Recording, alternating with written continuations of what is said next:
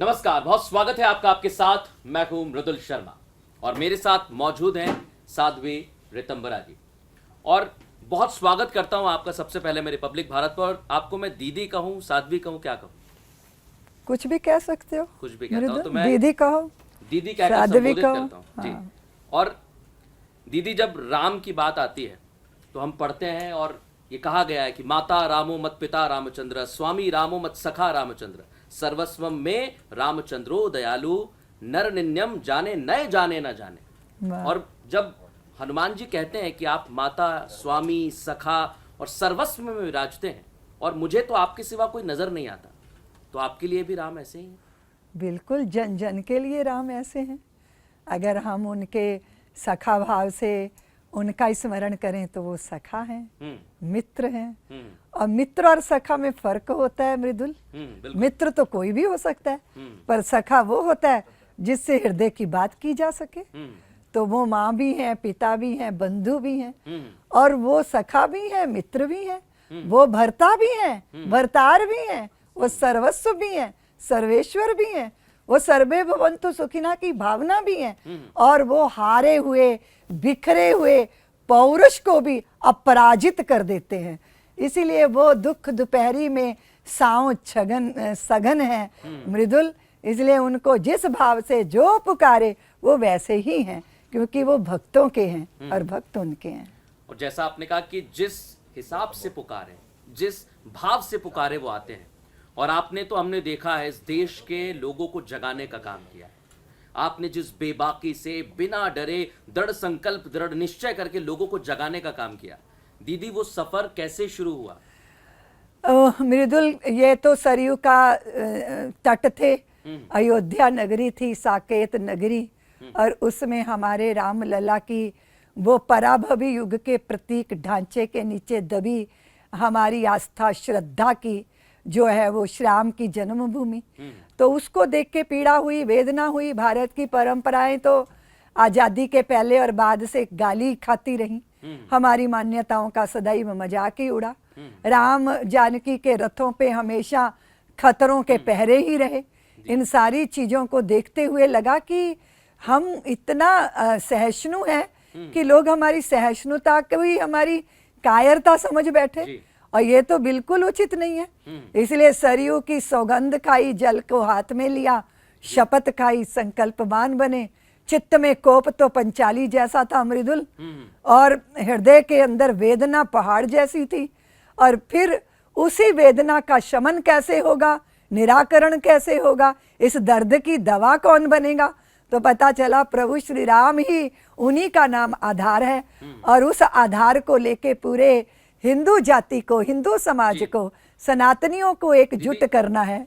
हाँ, आपने कहा वेदना थी, तो वेदना से भरे इस अखिल विश्व में जीव की चेतना का एक ही नाम, वो राम है। और जब हम राम की बात करते हैं तो राम पर, दीदी, आप तो कहती रही हैं कि राम जब एक वक्त में टेंट में थे, आपने कई लोगों को कटाक्ष भी किया, लेकिन अब तो मंदिर का निर्माण हो रहा है। दीदी, कैसा लग रहा है वो संघर्ष, और आज ये संकल्प पूरा हुआ, कैसा लग रहा है? मृदुल, हम तो कहते हैं कि जैसे खूब चलो, पैरों में छाले आ जाएं, और बहुत सारी पीड़ा, वेदना, धूल धूसरित पैर, रक्त रंजित पैर, घायल पैर, आहत चित्त, व्याकुल मन, और इतने सदियों की प्रतीक्षा। और ऐसी जब चित्त की दशा हो, जब तन तप रहा हो और बरगद की छाया मिल जाए, जैसे किसी का लूटा हुआ धन दोबारा मिल जाए, जैसे रेगिस्तान की रेत पे बारिश की बूंदें हो जाएं, ऐसे ही अनुभव हो रहा है। अनुभव ऐसे हो रहा है मृदुल के वाणी से व्यक्ति नहीं हो रहा। लोग कहते हैं शब्द ब्रह्म होता है, पर शब्द ब्रह्म की सामर्थ्य से परे है। बिल्कुल ऐसा ही है मृदुल, जैसे गूंगा गुड़ तो खा ले, पर उसकी मिठास कैसी है ये बता ना पाए। ऐसा ही हो रहा है, ऐसा ही लग रहा है। ऐसा लग रहा है, और ऐसे ही भाव हैं। और आपने जैसे शुरू में भी कहा कि भाव है राम। लेकिन मैं एक चीज जानना चाहता हूं दीदी, जब आप उस वक्त आंदोलन में शामिल हुए, और जब मैं कहूँ आपने संन्यास लिया, आपकी आयु मैंने जो पढ़ा है 16 वर्ष की रही, और उसके बाद आप संन्यास लेते हैं। लेकिन जब आंदोलन शुरू हुआ, आप प्रखर वक्ताओं में से एक थे। आपके कई भाषण में दर्शकों को बताना चाहूँगा कि दीदी कैसे रहे हैं, और विशेष तौर पर दिल्ली में, अयोध्या में, मथुरा में, जहाँ कहीं भी आप जाएंगे, दीदी उस समय जो ओजस्वी आप भाषण देते थे, कोई ऐसा स्मरण है कि आपने कोई बात बोली और राम भक्तों ने, कार सेवकों ने कहा कि नहीं ये हम करके ही रहेंगे, दीदी ने कहा है, कुछ आपको स्मरण आता है? निश्चित रूप से इस देश के अंदर बोट क्लब की रैली ऐसी थी मृदुल जी, 10 लाख से ज्यादा लोग एकत्रित हुए थे। न सोशल मीडिया था, न अन्य सूचना के तंत्र थे, सिर्फ प्रिंट मीडिया होता था और टेलीविजन पे भी उसका समाचार तो कभी हो ही नहीं सकता था। तो आप समझ लीजिए कि वो जो हृदय की भावनाएं थी, उद्वेलन था, उसने जन जन के चित्त में ये संकल्प का बीज बो दिया और फिर वो बीज वट वृक्ष बनते हमने देखा मृदुल जी। और आपको पता है गंगोत्री की गंगधार छोटी सी बूंदों से प्रारंभ होती है और फिर विशाल रूप धारण कर लेती है। तो जन जन के मन में बोया हुआ वो पीड़ा का बीज वो इतना विराट हो गया कि जनता ने कहा हम इस पीड़ा का निवारण स्वयं ही करेंगे और संगठित होकर राम के लिए तन समर्पित, मन समर्पित और यह जीवन समर्पित, जीवन भर का सुवर्ण देकर भी करता मन दे दूं कुछ और अभी। तो हम अपना मन देंगे, तन देंगे, जीवन देंगे, जवानियां देंगे, तरुणाइयां देंगे, सर्वस्व दे देंगे, पर राम जन्मभूमि को मुक्त करा के रहेंगे। तो हर पल हर क्षण हम जनता के चित्त में इस संकल्प के हिमालय की दृढ़ता को देख रहे थे। दीदी मुझे याद है आपने एक भाषण दिया था जब आपने एक कविता भी पढ़ी थी, उसमें हिंदुस्तान हमारा है।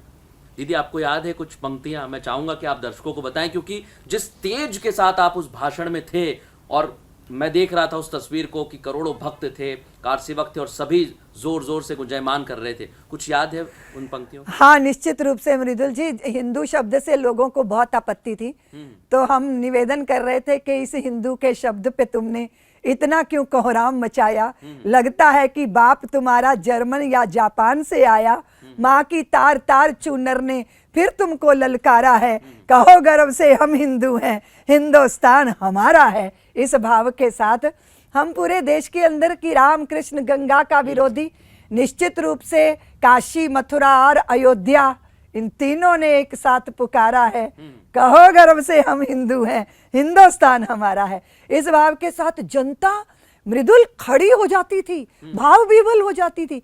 मैं एक मुझे स्मरण आ रहा है कि मैं गई अमेरिका, वहां पे न्यूयॉर्क में एक बड़े ऑडिटोरियम में मेरा एक कार्यक्रम था। उस सभा में पंडित जसराज बैठे थे मृदुल जी, और मेरा 1 घंटा राष्ट्रवाद पर धारा प्रवाह भाषण था। वे उठकर खड़े हो जाते, रोने लग जाते, फिर बैठ जाते, इतने भाव व्याकुल, इतनी उनके चित्त के अंदर रोमांच था उन सारे विषयों को। आप सोचो कि राम जी के विषय को लेकर कोई किसान किसी खेत की मेंढ पे बैठा हो, कोई तालाब के किनारे बैठा हो, कोई नदी के किनारे का नावक हो, या कोई व्यापारी गद्दी पे बैठा हो, या फिर संगीत के जगत में डूब जाने वाले संगीतकार हो, किसका चित्त नहीं था जिसको इस विषय ने छुआ नहीं। आपने एक शब्द का विरोधी, शिवसैनिक उस समय आपके साथ थे, लेकिन आज वही शिवसेना के नेता कहते हैं कि मंदिर दूसरी जगह बना दिया है और जो विवादित ढांचा था जहां पर हमने कार सेवा की, आपने तो वो भी देखा है। तो आप बताइए दर्शकों को कि मंदिर कहाँ बना है। वो कहते हैं 3 किलोमीटर दूर बना दिया। नहीं, मंदिर वहीं बना है जहां पे कोटि कोटि शीश झुके हैं, जहां पर 500 साल के लिए लगातार लड़ाई लड़ी गई, जहां चरण उठे राम जन्मभूमि के, राम नवमी के दिन मृदुल, और उसकी परिक्रमा कर करके लोगों ने उस भूमि को नीचे धंसा दिया था। ये वहीं बन रहा है, एक इंच इधर उधर नहीं बनना। ये जो सियासी लोग हैं इस तरह के बयान ये जो बोल रहे हैं ना, ये बाला साहब ठाकरे जी की आत्मा को दुख दे रहे हैं, कष्ट दे रहे हैं। छोटी और होछी और निकृष्ट तुच्छ राजनीति का ये प्रचायक है कि वो समाज को भ्रमित कर रहे हैं। इतना बड़ा पाप कोई नहीं कर सकता। जहां भगवान ने जन्म लिया, जिस गर्भगृह में रामलला बैठे थे, वो ढांचा हटा, उसी जगह टेंट लगा, उसी जगह रामलला की पूजा अर्चना हुई, उसी जगह गर्भगृह बन रहा है। दीदी एक चीज और है, क्योंकि आंदोलन का आपने जिक्र किया, विरोधियों का जिक्र किया, लेकिन आज भी कुछ लोग हैं जो विरोध में उतर आते हैं, जो कहते हैं, मैं AIMIM के अध्यक्ष असदुद्दीन ओवैसी, वो मस्जिदों की बात करते हैं, लोगों को आज भी वो इस हिसाब से कहते हैं, विरोध में कई सारे भाषण देते हैं। उनके लिए क्या कहना चाहते हैं? मैं उनके लिए कुछ नहीं कहना चाहती मृदुल, क्योंकि ये लोग नकाड़ खाने की तूती की तरह है, क्योंकि ये जो भी अनर्गल प्रलाप कर रहे हैं इससे ये अपना परिचय दे रहे हैं। 500 साल बाद हिंदू जाति ने इतना बड़ा संघर्ष करके एक अपने अधिकार को प्राप्त किया है। उत्सव पूरा विश्व मना रहा है, लेकिन ये चंद लोग हैं जो राजनीति की रोटियां सेकने के लिए अलग अलग तरह की बातें करते हैं। तो मैं तो एक ही बात कहूंगी मृदुल जी, नाव में बैठे थे एक महात्मा और सारे मनचले मुस्टंडे टाइप के लोग उनको दुखी कर रहे थे, तो भगवान ने कहा कि तुम तो साधु हो, इनका प्रतिकार नहीं कर रहे हो, कहो तो मैं नाव पलट दूं और इनको डुबो दूं। तो साधु बोले कि नहीं प्रभु, नाव क्यों डुबो रहे हो, इनकी बुद्धि को पलट दीजिए ताकि इन्हें सद्बुद्धि आए और ये सत्य का दर्शन कर सके। मैं भी ईश्वर से यही प्रार्थना करूंगी, राम जी उन पर कृपा करें ताकि उनको सत्य का दर्शन हो। उनकी बुद्धि भी पलटेंगे जो लोग कहते हैं सनातन को खत्म करने की बात करते हैं, सनातन को बीमारी बताते हैं। अरे उनकी मृदुल, बुद्धि कैसे पलटेंगे? अरे मृदुल, जो सनातन नहीं मिटा लंकेश की तलवार से, जो सनातन नहीं मिटा कंस की हुंकार से, वो सनातन क्या मिटेगा इन नेताओं की बकवास से। सनातन तो पुरातन है, सनातन का अर्थ ही है जो मिटाया ना जा सके। मिटता वो है मृदुल जो पैदा होता है, जो जन्मा ही नहीं उसकी मृत्यु नहीं होती। इसलिए अजन्मा और मृत्यु से मुक्त शाश्वत सत्य और सनातन को मिटा कोई सका नहीं। और अगर इस सनातन पर कोई विपत्ति आती है तो भगवान स्वयं अवतार लेकर धरती का भूभार हरण करने के लिए आ जाते हैं। आपने जैसा बताया कि निमंत्रण मिला है आपको और आप जाने वाले हैं, कब जाने वाले हैं दीदी आप अयोध्या? हम 19 तारीख को जाएंगे। 19 को। प्रधानमंत्री भी आने वाले हैं। मुझे याद है 2008 में आपने एक वक्त कहा था जब वो मुख्यमंत्री थे गुजरात के, तब आपने उन्हें राष्ट्र नायक कहा था। तो आज वही आप कहती हैं भविष्यवाणी सच हो गई, आज राष्ट्र नायक है। निश्चित रूप से उन्होंने भारतीयों के मन को छू लिया, भारत की परंपरा का सम्मान करते हैं। त्याग तपस्या क्या होती है, संतों ने तो यहाँ हमेशा गाली खाई, पहले प्रधानमंत्री बने मिले हैं जो संत परंपरा का सम्मान करना जानते हैं। हमारी जन्मभूमियों का उस पे एक सुंदर भव्य मंदिरों के निर्माण हो, इसके लिए प्रयत्न करते हैं। और मृदुल जन्मभूमि पे जाते हैं तो दंडवत प्रणाम करते हैं। तो किस ये देखकर तो लगता है ना, और फिर जो जन के मन को छू ले, जननायक तो वही होता है। एक आखिरी सवाल मैं करना चाहूंगा दीदी, क्योंकि कांग्रेस के लोग हैं नहीं जा रहे हैं, कई लोगों को निमंत्रण मिला है वो भी नहीं जा रहे हैं, समाजवादी पार्टी के नेता हैं उन्होंने भी कहा कि हम बाद में जाएंगे। उन लोगों के लिए क्या कहना चाहेंगी दीदी आप, क्योंकि आप पर भी उन्होंने कई प्रहार किए, कई बार अत्याचार किया। वो मृदुल जी, उनको निमंत्रण मिला, उन्होंने ठुकरा दिया, तो हमें लगता है कि अब सनातनी उनको ठुकरा देंगे। और लेकिन मैं ईश्वर से प्रार्थना करती हूँ कि आज नहीं कल वो जरूर राम जी के सम्मुख जाके खड़े होंगे। भले ही वो राजनीतिक विरोध करें, लेकिन राम जी तो सबके ही हैं, और राम जी है उसके जो राम जी का हो जाता है। इसीलिए मैं तो सबसे प्रार्थना कर सकती हूँ कि इस शुभ अवसर पर इस तरह के कटु वचन मत बोलो, क्योंकि इतिहास में ये भी दर्ज हो जाएंगे, ये भी दर्ज हो जाएगा कि पक्षधर कौन था, निष्पक्ष कौन था और विरोधी कौन था। ऐसा मत करो, अपने पुरखों की पुण्याई नष्ट मत करो, और अगर हो सके तो राम जी के चरणों में झुको, और अगर आपके द्वारा कोई गलतियां हुई हैं तो उसकी क्षमा याचना करो, ताकि क्योंकि ये पाप जो हुआ है, ये पाप हुआ है मृदुल, इस भारत की परंपरा का अपमान करके ये ऐसा पाप हुआ है जिसने सदियों तक दंश झेला है। हम झेल गए परायों का प्रताड़न झेल गए, पर अपनों के द्वारा अपनों की बात ना सुनना, ये बहुत बुरा समय होता है। चाटुकारिता के दिन बीत गए हैं, अंध समर्थन के दिन भी बीत गए हैं, और अपनों से अपनों की बात ना सुनने वाले इसके भी दिन बीत गए हैं। ये इनको समझना चाहिए। बिल्कुल, और ये समझना चाहिए। और जैसा आपने कहा कि राम जी तो सबके हैं, तो उनको भी सद्बुद्धि आएगी, जैसा दीदी ने कहा है, और राम जी सबके हैं, सबको सद्बुद्धि दें। इसी कामना के साथ बहुत बहुत धन्यवाद दीदी आपका हमारे साथ इस चर्चा में शामिल होने। धन्यवाद, आपको भी बहुत बहुत धन्यवाद।